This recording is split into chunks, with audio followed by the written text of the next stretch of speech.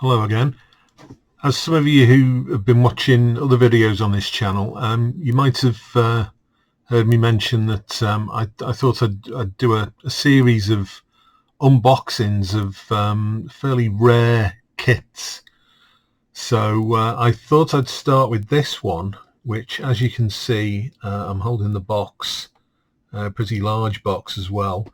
This is the Nichimo Cessna Skyhawk 172 in the rather odd scale of 1 to 20 scale.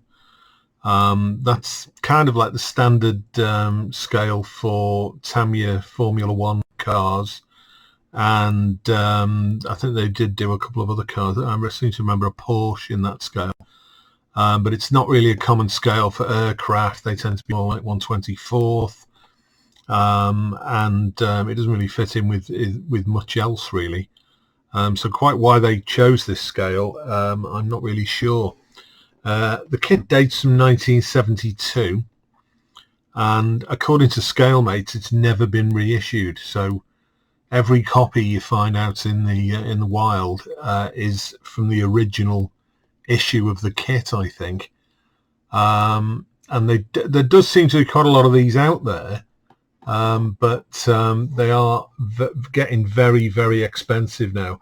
They seem to be these kits that maybe people bought years ago thinking, oh yeah, one day I'll get around to building that aircraft, and then never did, and people find them in lofts, and they've been stored away somewhere. This one's not in bad shape. It's not the best box, but it's certainly in reasonable condition. And they did two others in this series. They did a Aero Subaru aircraft, and they also did a Hughes 500 helicopter as well, all to the same 1/20th scale. So you do see them appear now and again on eBay, but they are fetching quite high prices now. But it's a very interesting kit, and just to give you an idea of the scale, just have a look at it from another angle. There it is. It's a nice big chunky box. It's on a par really with some of the Tamiya kits of that period, the large car kits, the 1/12th Formula One and things like that. So I thought I'd do a bit of an unboxing. I've no intention to build this at the moment. I may build it eventually, but I just thought it would make an interesting kit to have a look at in this sort of bit of a series of vintage kits really. So I'm going to take the lid off, and typically of kits of this period, the presentation of the parts is absolutely fantastic. I bought this second hand. I've not had it from new, so I'm assuming that most of these are still in the original form that they came in from the factory. Possibly this booklet was underneath somewhere originally, but we'll have a look through that in a moment. But the packaging itself is brilliant, and this is something that the Japanese excel at really. There's things mounted on cards. This is the main wing, and it's mounted on this card with the Cessna logo, and that lifts out to reveal more parts underneath. And what I like about this, everything's in these bags with the Nichimo logo on, and pictures of aircraft and cars, and there's that rather strange drum set that they used to sell. What's on the other side there? There's a ship, looks like the Yamato, and a tank. And as I said, the packaging is fantastic. So what is interesting about this kit is that it comes with a complete Lycoming engine and a lot of the parts are styrene. I mean, they're very reminiscent of the Tamiya kits of the period. You know, nice sort of bolt detail and fins and that kind of thing. There's the firewall for the engine, sort of various bulkheads and things like that. And those parts I had previously there, these are in black styrene. These look like interior parts. There's tyres. I'm surprised the tyres weren't rubber on a kit like this, but they're solid styrene. That's, I'm assuming, the nose from the aircraft, and there is in fact a small nameplate there that could be painted Cessna Skyhawk. There's the instrument panel. I've not really examined this that closely. Let me just tilt that light. It's got instruments. Just see if I can get the plastic to close on that a bit. There you go. It's got instruments there, and sort of various knobs and dials and things.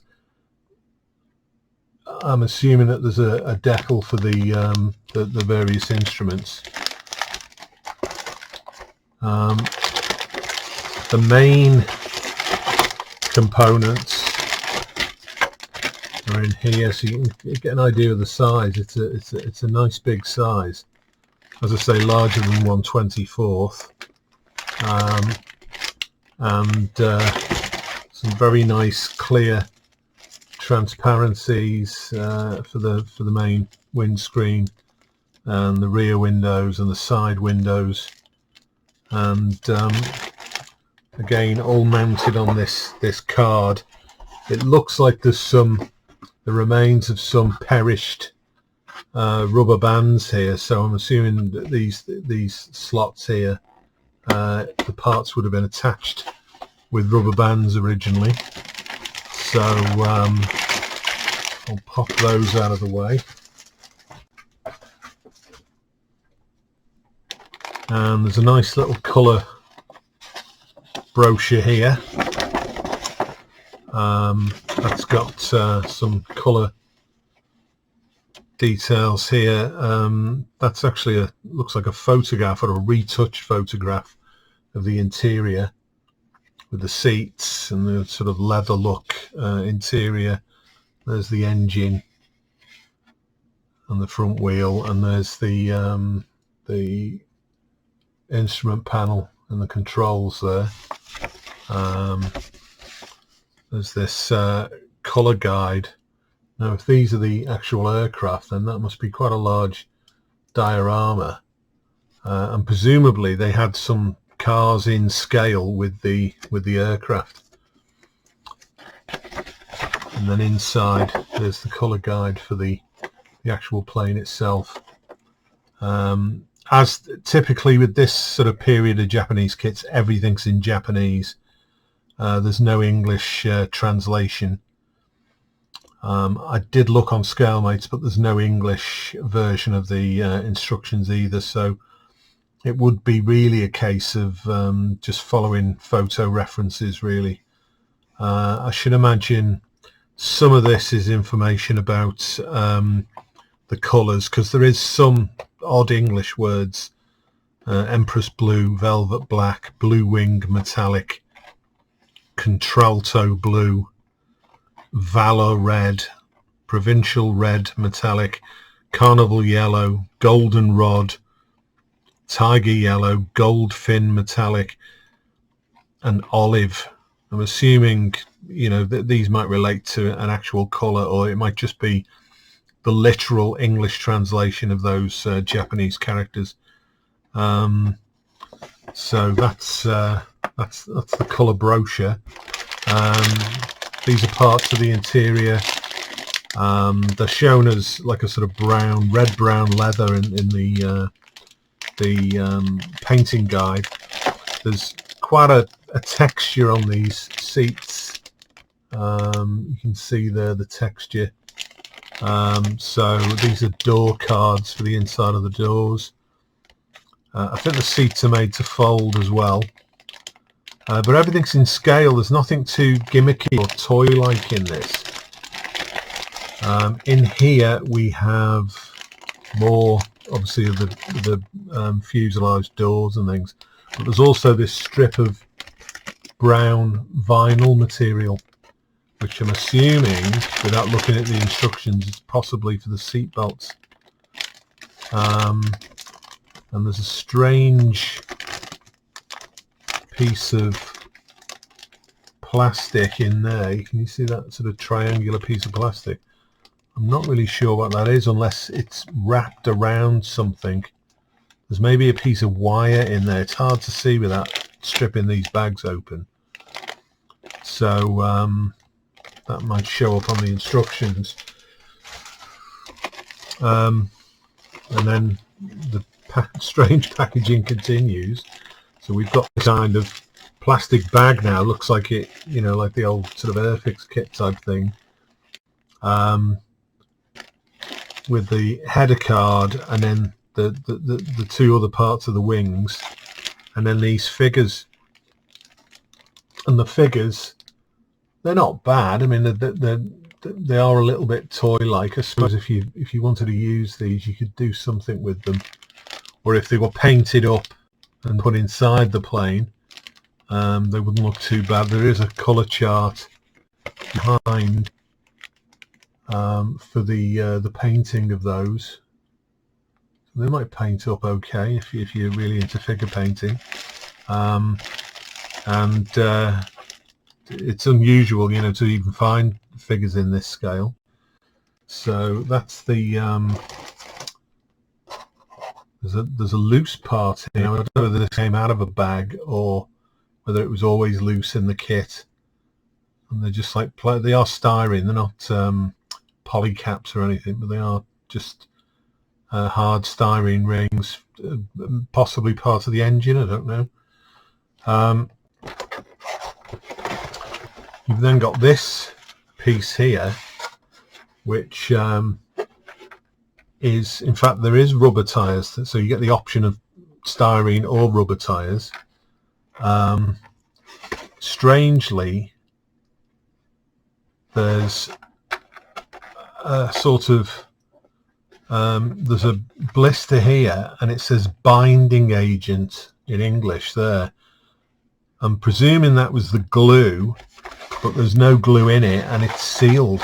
So possibly for the export market, they package them without the glue included, maybe. And then there's all these actual parts here, which are metal, turned metal and pressed metal, and these are for the landing gear. And there's some springs included. There's some other springs over here. There's a little tiny clear part there which says flashing beacon. And then there's metal bars for the wing struts. There's heater hose for the engine. So that's kind of like it looks a bit like a spring, but it's that kind of compressed sort of aluminium tubing you get on some engines. There's another heater hose there. And then in here, these are individual pressed metal cooling fins for the engine cylinders. And the way this goes together is they're built up in layers with something in between that separates them, and you end up with metal looking, well, in fact they are metal cylinders. There's some antennas in there for the radio, and then there's contacts. These are actually in blister packs. They're actually in a like a little tiny plastic box as well, which is quite useful.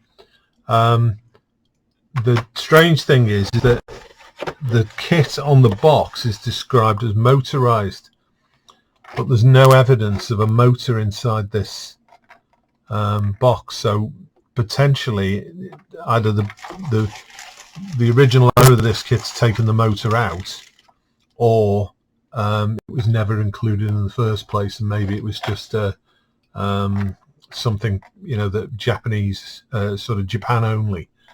So again, these lots of tiny parts there.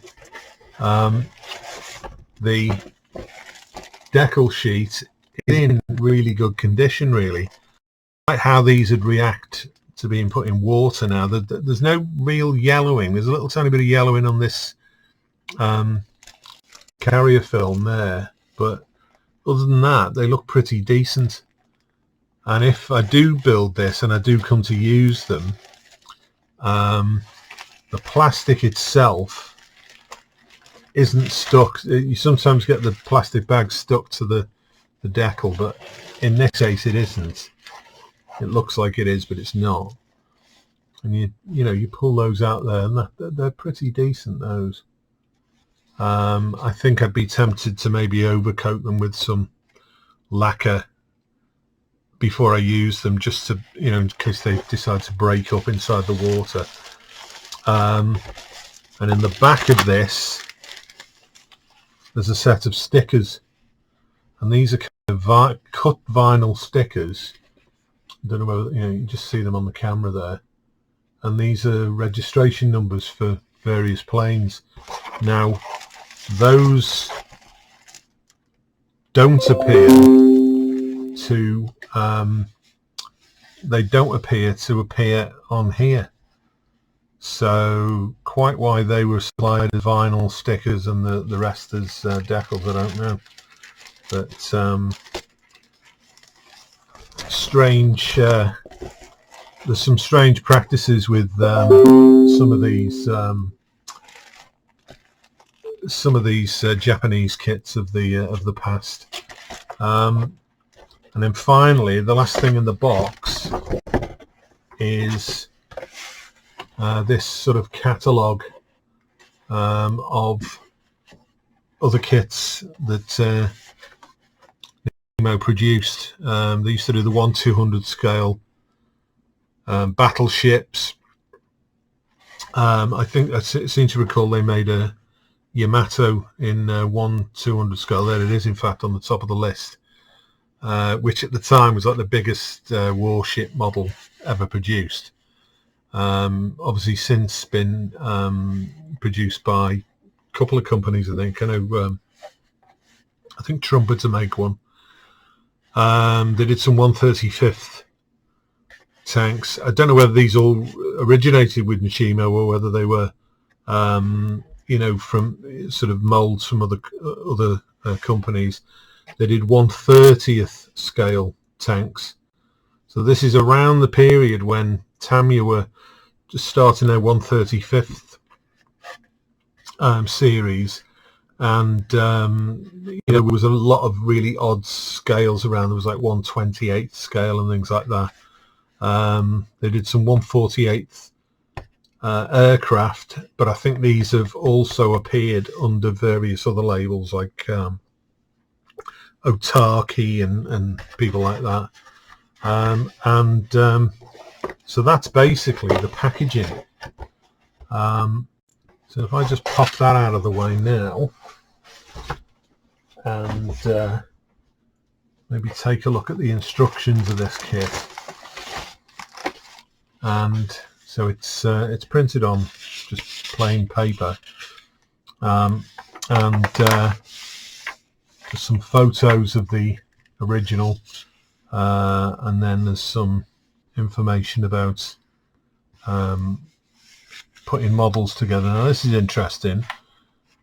That strange triangular bag that I found in the other bag is it says how to use triangular envelope, and you actually squeeze the adhesive into this bag and then cut the tip off the bag and apply the adhesive from this bag, a bit like piping icing on a cake.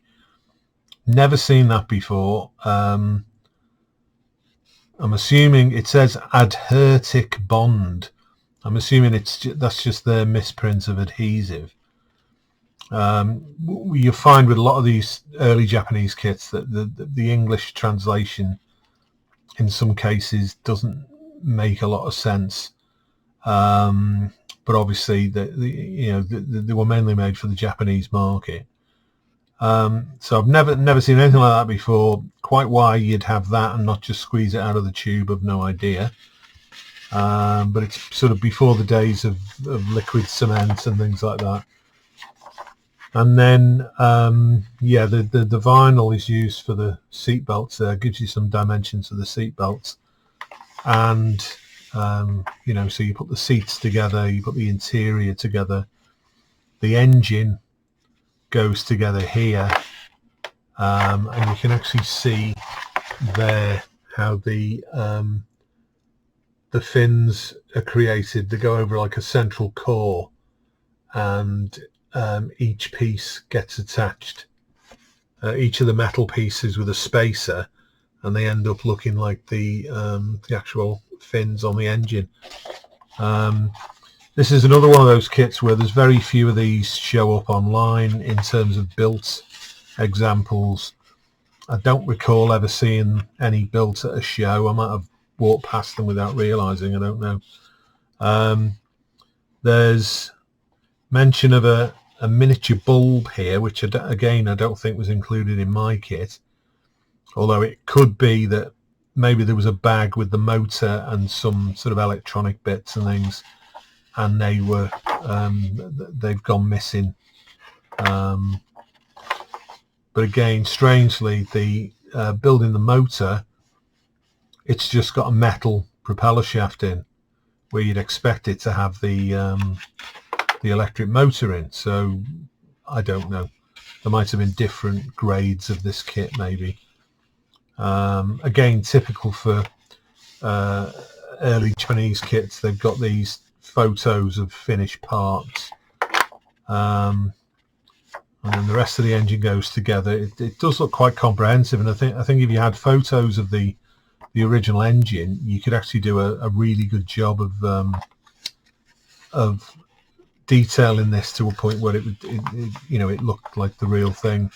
In fact, there's the motor there. So the motor, I suppose you could source a motor that was very similar to this. It doesn't tell you the type of motor included, but it wouldn't be too difficult to put a motor in if you wanted to. And then it's got the instrument panel here. There were some instruments on that decal sheet. There's more lights here, so I'm assuming the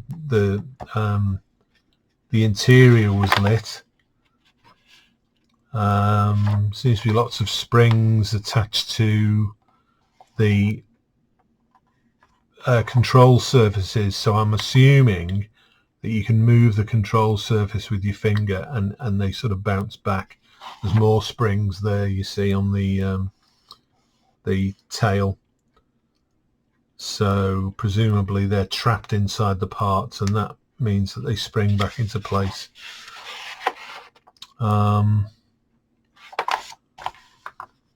And then you go through this, there's more photos of an actual aircraft here, and then as you go through it just shows you the thing going together. There's the battery pack, presumably they're in the kit because they look like plastic pieces, and in fact there is a base, which I did see in the kit there, which takes the batteries. So this is designed to sit on a box base with the nameplate on the front. And then finally, so you've got strange choice of decals for the stripe, and then vinyl letters for the actual registration number. So quite why they went that route, I don't know. It wouldn't be too difficult to get some of these printed up in white, or maybe even use the outside of the vinyl for a mask to spray them on in white, and then painting details there, and then a parts call out In fact, we've got more in here. What's this? More more vinyl letters. So and then obviously photos of the genuine engine and the interior of the plane, and more photos on the back.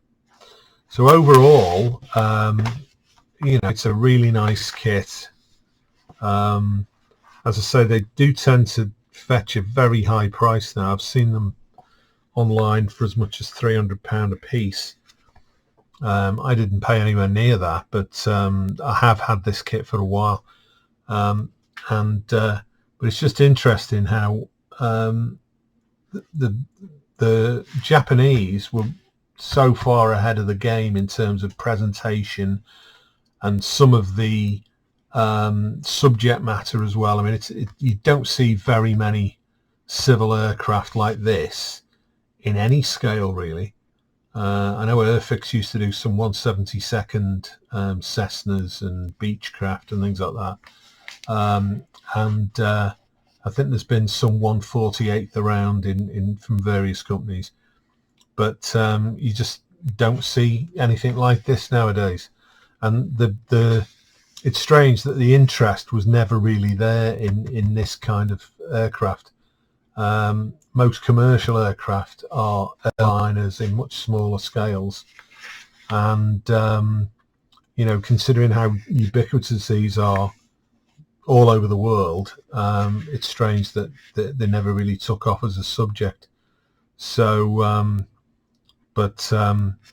who knows, I may build this one day. I've no intention of building it anytime soon, but it's definitely one, you know, this might sort of, if anyone is sort of enthusiastic about things like this, just seeing one sort of in the flesh, so to speak, people might think, well, actually, yeah, I'd like to get hold of one of those.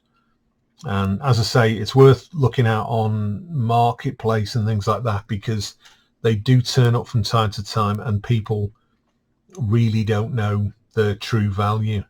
So you can pick up a bargain simply because people don't you know, don't know the true value of the kits. So anyway, there we are. That's the kit, and you know, it might spur you on to taking a look for one if you're interested. I'll put some more videos sort of in this series up of various kits I've got, you know, things that don't get seen very often, and people just might have wondered, you know, I wonder what those kits are like, I wonder what the quality of the parts are like.